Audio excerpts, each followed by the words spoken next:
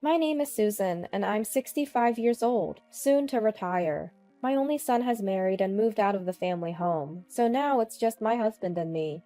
My husband is working in a rehired position.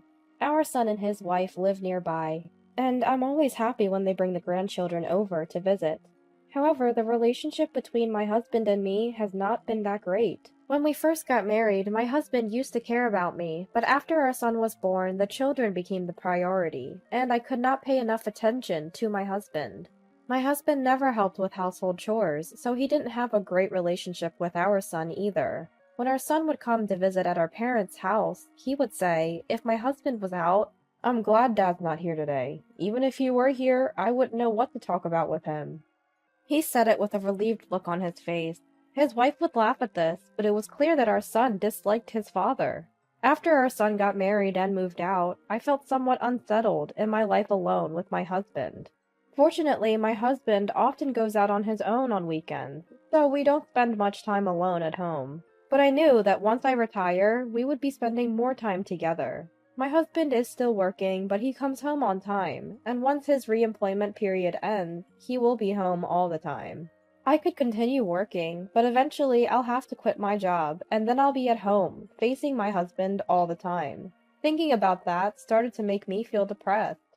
My current employer had asked me to continue working after retirement, so that was my plan. My husband seemed interested in whether I would continue working after retirement and asked me, "Will you be home all the time after you retire, Susan?" I responded by asking him, "I'll continue working. Is that okay?" My husband, looking relieved, replied, "That's better. It's good to keep working while we're still fit. I'll retire in a year." This was the first time I heard that my 68-year-old husband was planning to quit his reemployment job in a year, so I asked, a little concerned, "Are you quitting already? You're not feeling ill, are you?" I checked with a hint of worry. "I still feel strong, but I don't need to work anymore, do I? We have your retirement savings now, so we have enough money, right?" My husband answered with a sly smile. I was shocked that he suddenly brought up my retirement savings. My husband had a habit of thinking my money was his, and after suffering repeatedly, I had recently decided not to talk about my finances with him. This all started right after we got married. When I told my husband about a bonus I received, he said, "Susan's company really does give generous bonuses." Without consulting me, he bought a big TV, saying, "Susan will pay for it. You can pay for this TV with your bonus, so it's all good, right?" He talked about it as if it was a matter of course. I had planned to save the bonus for our future, like buying a home or having children, but it ended up being used to buy the TV because of my husband. Despite having only a small room, he bought an unnecessarily large TV and said, "A big TV really does make a difference." He seemed satisfied, but I wasn't. I decided not to tell my husband about my bonuses anymore. Since I usually earned more than my husband, I contributed more to living expenses, so it was problematic to have my bonus used without my consent. But even when I didn't tell him the amount of my bonus, he would still shop on his own, and I'd ask, "The company's performance is down and the bonus is small this year, so why are you buying expensive things?" We had several big fights about this. Each time, my angry husband would yell at me, "If you have a complaint, get out of the house!" But we live in a house I contracted and paid for, so he'd be the one in trouble if I left. The husband, after yelling, seemed to realize it too, and said, "I'll let it slide just this once. In exchange, you will take care of the payment, okay?" He spoke with an awkward look on his face. Because of my husband's wasteful spending, we never managed to buy our home. But we helped our son and his wife with money for their home purchase. I had saved the money we used, but my husband said, "Since we're helping them, they'd better take good care of us in our old age." He talked as if he'd pay the money himself.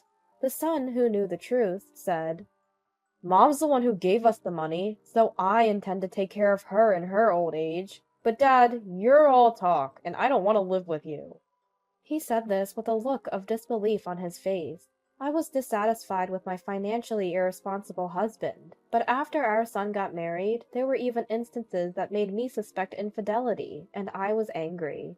Even before retiring, my husband would go out alone on holidays and always say, "I'm going out to play with friends," as he left the house.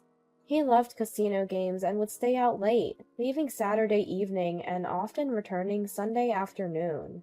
He had no other hobbies. I let him do as he pleased, since he didn't seem to be spending much money. But one day when he went out to play casino games as usual, a friend who was supposed to be playing with him called and said, "I tried calling husband's mobile phone, but he didn't answer. He's not sick or anything, is he? I haven't seen him lately, so I thought he might be feeling unwell and called your home." He was concerned about my husband's health. When my husband came home in the evening and I told him about the call, he said, "Huh? That's strange. I was playing casino games with him." He was hastily making excuses. From this moment on, I began to suspect my husband's actions, but he didn't seem to think anything of it, and he continued to go out somewhere, claiming he was going to play casino games. There were other suspicious behaviors too. When our grandchild was born, my husband tried to take a picture with his mobile phone, but accidentally displayed all the photos he had taken so far. And there was a picture of a woman I didn't know. I hadn't noticed, but my son, who saw a photo, told me, "Dad, there's a picture of a woman on your mobile phone. There's also a picture of you two together. Could you possibly be having an affair?" With a serious look on his face. My husband always has his mobile phone with him, and it's locked, so I can't check inside. My son, who dislikes his father, insisted, "Maybe we should get a private detective agency to investigate for an affair. He's definitely cheating on you." He was desperate for me to investigate my husband, but I left it as it was, as getting divorced now would be a hassle. I was feeling bothered, but more than that, I was scared about what to do if my husband was really having an affair. In the end, I retired without investigating my husband's affair. But my husband, who was concerned about my retirement assets, asked me in an angry tone, "How much do you have in retirement assets? You've retired now, so you must know the amount." I told him the truth. "About $300,000. It's all in the bank." The moment he heard my words, my husband's face changed to a smile. "There's that much? It's in the retirement account, right? It's risky these days, so you should manage it properly," he said with an impatient look. My husband knows where I hide the account contract, so I calmed him down by saying, "Don't worry, the necessary documents are in the safety deposit box, and I'm managing them properly." Seeing my husband's behavior, when I looked at my husband, it seemed like he was after my retirement assets, so I asked, "You're not planning on running off with my retirement assets, are you?" I asked, testing him maliciously. "What are you talking about? I'm just worried about the money, and I haven't thought about doing anything like that at all." Contrary to his confident words, he lacked focus, and I couldn't believe him. The next morning, after such a conversation, I casually noticed that my husband was missing. I thought he really had run away with my retirement assets, so I checked the safety deposit box, and it was gone. I had thought that after talking so much the previous night, he wouldn't take the account contract, but it seemed to have no effect on my husband. I sighed and went to the living room, where the divorce papers and a note were left on the table. "I'll take your retirement assets as compensation. I'm remarrying with my new girlfriend, so please, file the divorce papers soon." That's what it said, but I thought my husband had gone crazy, thinking that he could get compensation from me after having an affair. I contacted my son immediately. My son, who had come home, said with a look of disbelief, "I never thought he would be this terrible. You should divorce him right away, and we'll make sure he pays compensation." He said that with a disgusted face. "Mother-in-law, let's live together in our house. We always planned on this since you helped with the funds when we bought the house." My son's wife, who had come with him, made this delightful proposal. It seemed like she wanted to live with me from the beginning, but my son disliked living with his father, so the discussion about living together never really progressed. I decided to request a lawyer to claim compensation from my husband, as I prepared to move into my son's house. My husband ran off with the money, but it feels like things are moving in a good direction for me. He's openly talking about remarrying his new girlfriend and admitting to his infidelity. so I have to be grateful to him for saving me the trouble of investigating. As I was thinking about moving to my son's house and starting to claim compensation from my husband, he suddenly called me. "What's going on here? There's only a few tens of dollars in your account!" he yelled. "What do you mean, taken? I didn't give you that retirement fund. Besides, I was waiting for you. I have something to talk to you about as well." "I don't care about that! Where's the retirement fund?" "It's in another account of mine, don't worry. Besides, where are you living now? I want to claim compensation, so can you give me your contact information?" My husband panicked when I mentioned claiming compensation. "I have to pay compensation? Hold on, I have something to do. I'll call you back."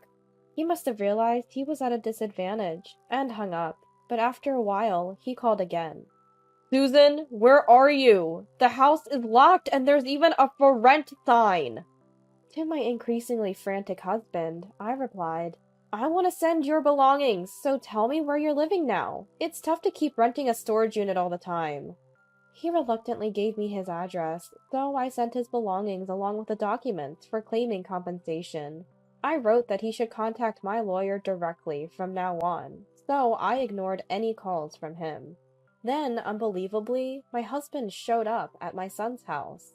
You're living with Susan?"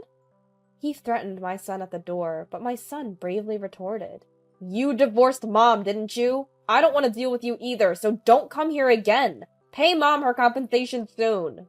He yelled back at his father. Maybe it was the first time his son had shouted at him, but my husband suddenly quieted down. "That's right. Please pay the compensation soon." When I appeared from the back, my husband suddenly smiled. "So, you are here after all. Let's forget about the divorce and live together happily again." Although we had never lived happily together before, he kept saying things that suited him. "Don't just say selfish things. I've already filed for divorce. You must have heard from the lawyer." I responded coldly, and my husband had no reply. A few days before my husband came here, I received a report from a lawyer that he'd been dumped by his mistress. He was thrown out of his lover's house, and with nowhere to go, I suspected he'd eventually come to depend on our son. It happened just as I thought. It seemed his mistress was only interested in his money, and when she realized she wouldn't get my retirement assets, she must have lost interest in my husband. He was abandoned quite easily. My husband apologized deeply to my son and me, but my son didn't forgive him, saying, "I never really liked you, Dad, but after this, I've come to hate you completely. Leave right now, and don't ever come back here again." He spoke those harsh words to his father. I was furious at my husband for not only cheating on me, but also trying to take my retirement assets. "I can't stand the sight of you, so never show your face in front of us again. If you have anything to say, contact us through the lawyer," I yelled at him. When he refused to leave, I threatened, "If you don't leave, I'll call the police. Acting like a stalker will get you arrested." At the mention of the police, my husband's face turned to shock and fear, and he fled. Afterward, he rented an apartment and started living alone, but he had to pay me compensation, so he ended up with no savings. He had been buying various things in anticipation of my retirement assets, and now only debt remained. He had said that he would quit his job a year after I retired, but he now has to keep working to pay off the debt. He might be lonely since his lover left him, but maybe it's a good thing that he has a new goal of debt repayment. Living with my son's family, I get along well with my son's wife, and being with my grandchild is incredibly fun. We were all thrilled to learn that my son's wife is pregnant with their second child. While working part-time, I've been helping my son's wife, doing housework and taking care of my grandchild. Despite being busy, I'm enjoying fulfilling days.